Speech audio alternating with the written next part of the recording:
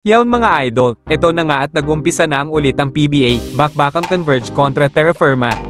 Unang basket agad ay nakuha ng former NBA player ni si Cheick Diallo, hindi nga nagtagal mga idol ay isang slam dunk agad ang binigay ng import na ito.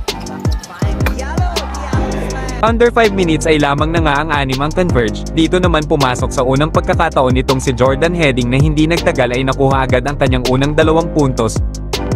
Problemado naman itong si Stanley Pringle dahil siya lang halos ang gumagawa para sa Terra Firma, natapos ang first quarter, 34-16, Converge by 18. Second quarter ay patuloy pa rin ang pananalasa ng Converge at nakisali na nga dyan itong si Flaming kaya naman timeout na naman agad para sa Terra Firma.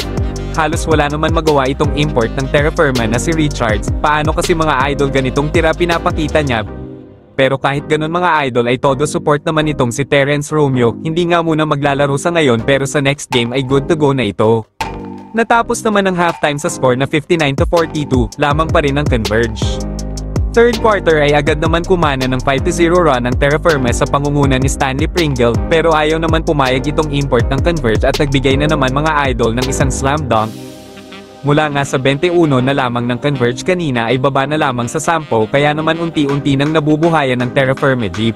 Patuloy pa rin naman ang pace-cut ni Cheick Diallo sa painted area na kung saan ay may 24 points na at 13 rebounds, natapos ang third quarter na lamang pa rin ang Converge, 86-67.